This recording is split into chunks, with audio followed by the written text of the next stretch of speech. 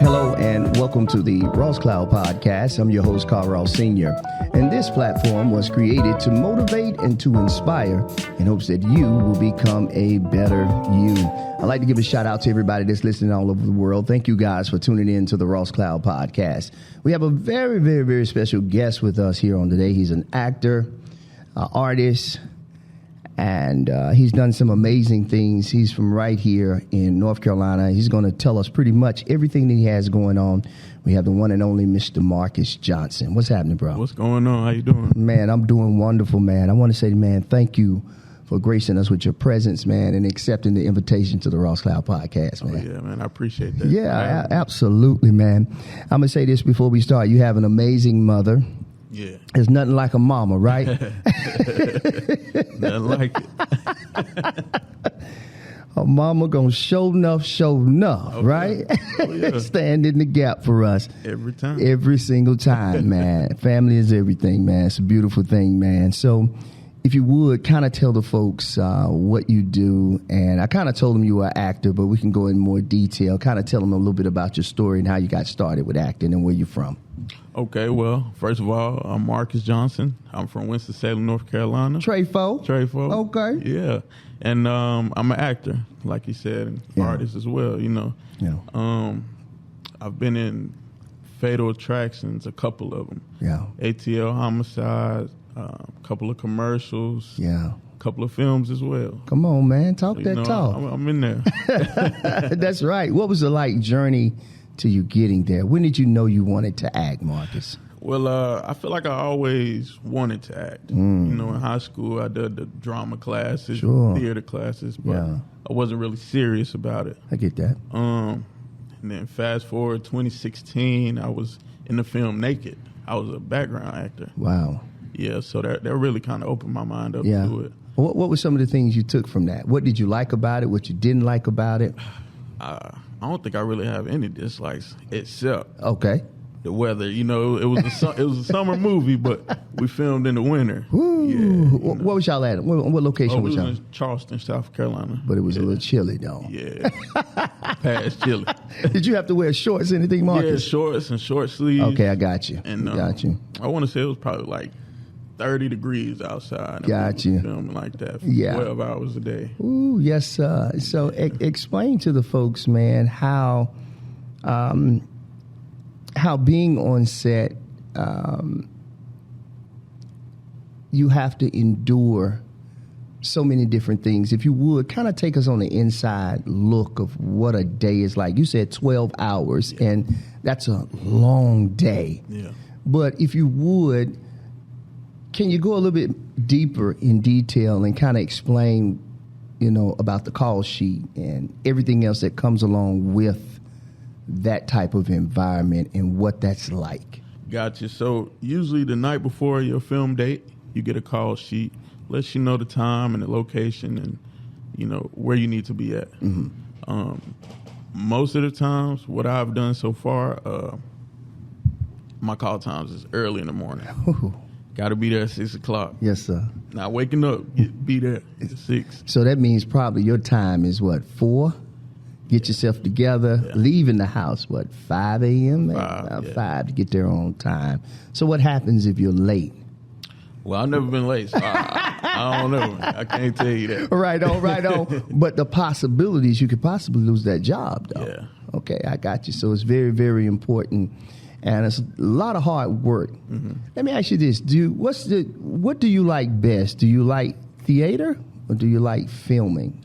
I haven't really tapped into the theater that much. Okay. So for right now, I'm gonna just say film. Film. Okay, I got you. As I know, with filming, you have to take so many shots, and you got to do it at the same time every single time. Theater kind of gives you that opportunity to kind of improv, switch up. Right on the spot. But you say you like filming better. Yeah. Why is that? I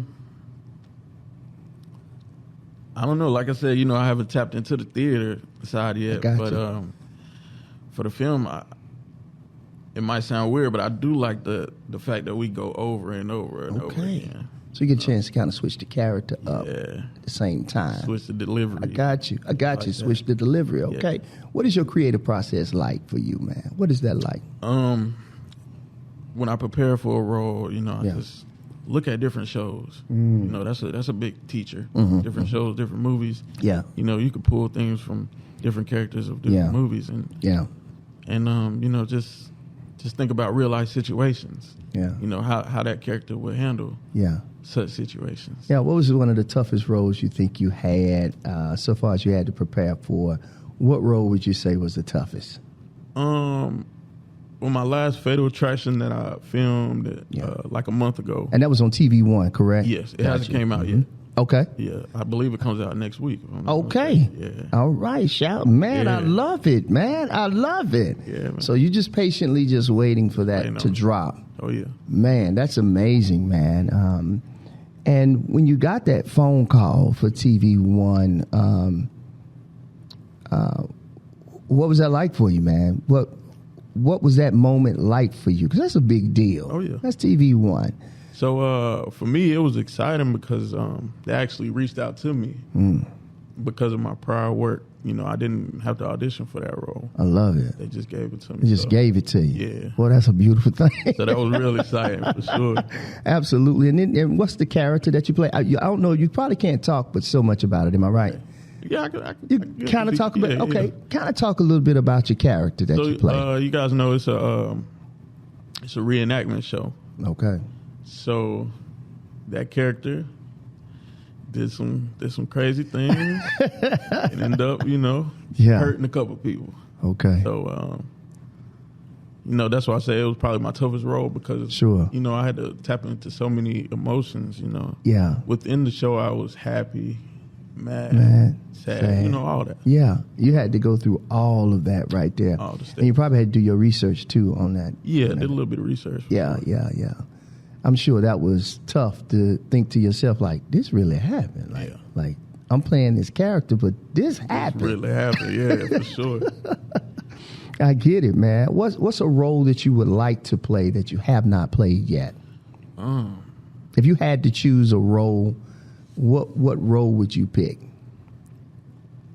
Well, I do like Marvel, the Okay. superhero type Yeah, stuff. Yeah. I just got to get my body right. Hey, and, hey, man. we can do it. Yeah, right on. Right, Wait, I'm a big man too. I feel you. I don't want nothing to do with Marvel unless I'm gonna be sitting down at the chair giving orders. Okay. Then I ain't got to do too much of a workout. You know what I'm saying? But I think that's dope, man. If you could work with any actor in Hollywood, what actor would that be and why? And it's so many. I know it. It's so many, but if I had to narrow it down to one, maybe Denzel. Denzel. I kind of figured that. Yeah. I think that's most folks. Yeah. And because he transcends, past just black and white, and you know what I'm saying. Everybody wants to work with Denzel for the most part, but I think for us as a people, that's the go-to. Oh yeah. Him, Morgan Freeman, Danny Glover. It's a lot. You're right, man. You're absolutely right, man. And so now you just kind of you're patiently waiting. Yeah. And impatiently waiting, what are some of the things that you think that you've had to face? But even with facing some of the adversity of being an artist and the struggles, the ups and downs, and I got to go take care of this, I got to go take care of that, because you still got to live. Yeah. While you're patiently waiting. For sure. What has this been like for you? And if you could say something to somebody to encourage them not to quit on their dream, but also kind of allow you to feel that process and not quit, what would you say to that person? Well, I'll tell them, in the waiting periods, take time to build your craft, go to classes. Yeah. Write your own content. You know what I'm saying? You could also collaborate with other artists in the midst of the waiting time. So when that phone call comes in, you ready. You already there. That makes so much sense, man. You might as well do the work. That's what you say you want to do. Hey, Why not do it while you're behind closed doors and still be working your craft? And then when the time comes, man, you're just ready. There's a scripture, I think it says in the Bible about just be ready. I don't know it verbatim. I don't claim to be a person that know the Bible verbatim. Yeah. But it's something to that says be ye also ready. Just be ready, no matter what. And that's a great way. That's a great way to look at it. And, man, I want to say, man, I'm proud of you, man, and I'm rooting for you on this end. Tell me why you've never, ever, I don't think, you know what, I don't know if you said it, but why have you never just tapped into theater? Is it something that just is not interested in, Marcus, or would you? Yeah, I definitely would. Okay, then. Okay, and do you think you could do it? I believe so. Okay. Like I said, I was in high school. I took theater arts class, so I've done a few. Okay, then. Okay, so you're still kind of open to the theater. I think theater, if you did some even more theater, it probably would even broaden what you already know, and then it probably would enhance what you know from film. It'll just collaborate. It'll just do just like that, and it'll merge together, man. So this is beautiful. Do you sing at all, Marcus? A little something. Do you, man? A little bit. Go ahead and hit something. See, Mama over there saying, yeah. Mama put you on the spot. Yeah, I don't what sing, you got? sing. But you could do a little something, though, couldn't you? A little something. I love it. Just a little something. He said, but not right now. Not right now. Man, I absolutely love this, man. This is awesome, man. And you're still fairly young, though, aren't you? How old are you? 26. Oh, man, you got time, brother. That's all I got is time. Yeah, you got time. I'm rooting for you on this end, man. You get to kind of enjoy this journey. Oh, yeah. Of being an artist, man. What do you love about being an artist, though? What do you love about it? I love that you can express yourself, be creative how you want to. Yeah. You're not really placed into a box. I like that. So what roles would you play? What role? Well, let me say this. What role would you not play? What role would I not play? Or would you take on the role of just being a thespian? How far would you go? Ooh, that's a good question. I know it is. That's a great question. I gotta ask. It's tough, ain't it? That's a tough question. I know, because what happens is this industry is so funny. Right. So whenever you're picking a role, I guess that would be up to you and what you pick and choose. But I'll say this: there's no judgment on whatever you choose. Right. Because that decision will be yours. But I wanted to ask that because I knew it would be a tough question. Right. Because we know life is here, and art is here, and all of that meshes together. Right. So you have those tough decisions to make. But I believe you can make it and pick and choose the best fit for you. What are your thoughts about contracts? Things of that matter. What is that like navigating through that, Marcus? Well, me personally, I don't really handle the contracts right now. You just got agents. Yeah. So let's talk about agents. What are your thoughts about agents? And you don't have to call names, but what do you think about having agents, and what has that been like, picking and choosing agents and the ones that's the best fit for Marcus, to find the right job for Marcus, whatever the case may be? Right. What would you say to look for in an agent? Let's say that. So to look for in an agent, I would say, just making sure y'all on the same playing field. Just make sure that they know your interests, that they know what type of roles that you're looking for. You know what I'm saying? And great communication between each other. Sure. If they communicate great, I think it'll be like a great relationship. All right, great. But it is tough getting an agent. Yes, sure. It is tough. Sure. My agent right now, they're pretty good. Got you. Good.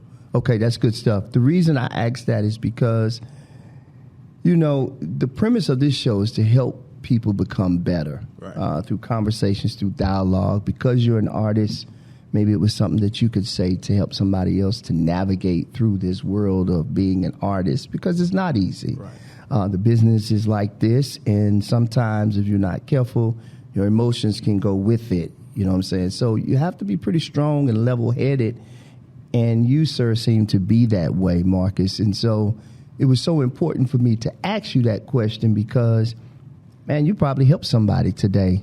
You know what I'm saying? You probably helped another young artist. And do you think it's important to have an agent? And why do you think it's important to have an agent? Yeah, I do believe it's important. It's important because they have better connections in the industry than one individual can have by themselves. You know, I feel like they're the plug. You know, Yeah, you're right. they're the glue. They really are. They really are. That's a great answer right there, man. And thank you for sharing. Oh, yeah. Thank you for sharing your thoughts on that. And man, I think this next thing that you do, man, I think it's going to be something great, something powerful, something that's going to impact others, especially with this. That's going to go on your resume. Oh, yeah. The TV One. So when does the TV One episode come out? When does that come out? I believe next Monday. Next Monday. All right. I believe so. Okay, then. All right. And all of that will go towards your credit, though, right? Oh, yeah. Do you have any B-rolls for that, too? I do. Oh, man. Well, for the one that I just filmed, Yeah. not right now. Not right now. Okay. But for your other films, talk about some of the other films that you've been in, too, and talk about what that was like. And you can give the titles to those films. I think you already did. Yeah. But if you can go in a little bit more detail about the last two films that you did. Well, I did another episode of Fatal Attraction. Okay.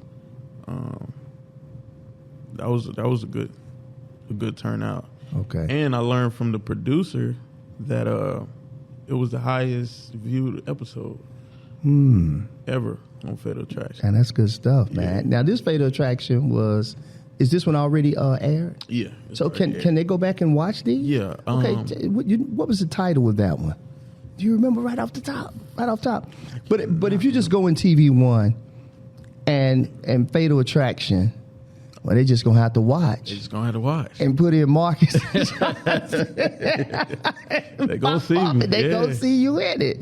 And you did 2 commercials. Yeah. What did you like about shooting those commercials, man? Or what you didn't like about them, either or. Yeah, commercial shooting is different. It's different. Yeah. Okay. What's so different about it? I would say it's more upbeat, up tempo. Is it really? Yeah. Is it a little bit of spot on too? I've never shot a commercial. That's why I'm asking. Is it a lot of takes on that one? Yeah, maybe not as much as film, but yeah, but it still can be. It can be. Yeah, how long is it on a set to do a commercial? How many hours is that one? Was that a lot of hours too, though, Marcus? It can take you. I got you. Maybe not 12 hours, but six maybe hours. 8. Yeah, I got you. About the same time, though. Yeah. It's still a long time, man. Still be a long day, but for 5 or 10 minutes, you know, shoot, you know what I'm saying? So that experience, did you have the audition for that one? Yes. Did you really? Yes. What was that like? What was the audition process like? Well, you know, you get the email that you right need to do the audition. Right. What did they require for you to do? What did you have to do on that audition? Well, for one specific commercial that I did was the education lottery. Yeah. And on that commercial, I'm getting my hair cut. And right. Somebody wins the lottery, and you know, the barber cuts my hair. Yeah. I got you. Yeah. So that's a real emotion too. Yeah, that's real. But for the audition, you know, I just act like somebody messed up your head. Yeah, and you wasn't too happy about it. Too happy about it. You know. So that was easy to pull from that emotion, yeah. man, because we all would hate that. You know what I'm saying? Getting a fresh haircut. Man. Yeah. That'll be awful, man. That's beautiful, man. And what about the other commercial? The other commercial was like a money app. I got you. It had race cars. We had some real race car drivers in there. Did you really? Bubba Wallace, Denny Hamlin. Cool. They were in there. Oh, man, that was pretty cool, Dan. Yeah, so That was just pretty much about. You auditioned for that one too? Yeah. Did you really? Yeah. Wow. And your agent got you that one too? Yes. Oh, but that's pretty cool, man. That's pretty cool. That's steps to getting you into the right or the next role. Correct. Because anything can happen after that. Oh, yeah. Because those are still running. Now, I got a question for you. Excuse me. On the business side of that, Marcus, do you get residuals for those commercials? How do they do commercials?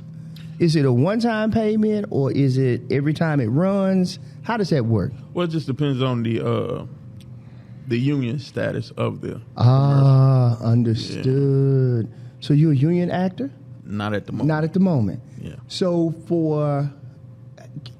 can you kind of tell the folks the difference between a union actor and somebody that's not part of the union? Yeah, so with the union, they really make sure safety, make sure the actors are getting treated well. I got you. And everybody on set. Financially, everything. Yeah. And also background workers, if you work 3 days on a union set, yeah, I believe they give you the opportunity to become a union member, yeah. Okay, so if you are just a stand-in, it's possible you can, if you're a good stand-in. Yeah. So it's good just to be an all-around good artist, period, right, no matter what you're doing on this stage. Yep. Marcus, I think that's so wonderful, man. I want to say, man, thank you so much for telling us and teaching us a little bit of game. Oh, yeah. You know, giving us some free game right quick, man, on what it is. Again, you're helping, a young artist that may be struggling, that may be having a hard time and trying to figure things out while you're still going through your journey. You know what I'm saying? You're still, trying to figure things out, still moving and navigating while having some great things that are still happening. Mm-hmm. It's like on to the next when you're an artist. Okay, I did this. Okay, what's next? Yep. Yeah. And that waiting time, that can be tough. But man, you sitting here now with a smile on your face. You sitting here on a podcast, and you have an opportunity to kind of tell your story. And this is a great way to get looks on you too. Definitely. Yeah, because when I met you, I was like, man, this guy's a star. He looked like he's a star already. Well, a shining star, man. Black excellence right in front of me. You know what I'm saying? Definitely. And that's what you have to continue to tell yourself every single day. And if nobody else tell you, I'm going to tell you here at the Ross Cloud Podcast, we're proud of you. We're proud of what you're doing thus far, and we look forward to seeing you at the top of Mount Everest, my brother. Oh, yeah. You too. Yes, sir. We'll go see you there, too. Yes, sir. We'll see you at the top. Oh, yeah. You know what I'm saying? So how can the folks follow you? Well, you can follow me on Instagram. That's where I usually spend my time. Okay. It's Marcus, MARCUS 336_. Yes, sir. And that's how they can get in contact with you. Yeah. Headshots, all of that, if they need any of that. Was it expensive to get headshots done? Can it be expensive? It can be expensive. Because it has to be done correctly, too, correct. Right? Okay. Right. So you can get kicked out because your headshot is not right, huh? Yeah, or just overlooked. Or just overlooked. Yeah. I got you. What's the most important thing before we close? What's the most important thing that they look for in a headshot that you know right off the top of your head? Well, just the clarity of the photo itself. And also it helps that you have some type of look on your face, you know what I'm saying? Because it can be the difference between a film and a commercial. I understand. Yeah. Good stuff. See, I didn't even know that. See, you taught me something today. Yeah, man. I didn't know that. So that means you could present yourself on a headshot, and you could be like, I ain't like he's selling Doritos. Mm-hmm. We can't take him serious. Yep. I got you. So listen, y'all got some free game today on photo on a headshot. Yeah. And we thank you for that, man. So listen, Marcus, I want to say to you again, man, thank you. Oh, yeah. For coming on to the Ross Cloud Podcast. And again, man, we look forward to you doing something amazing and great within the sphere of this artist world that we all enjoy, that we all appreciate, because art imitates life. Definitely. And we appreciate you, and thank you again for coming on to the Ross Cloud Podcast. Well, I appreciate you for having me. Absolutely, man. Listen, this is the Ross Cloud Podcast. I'm your host, Carl Ross Sr. Make it a great day and keep being great. Peace.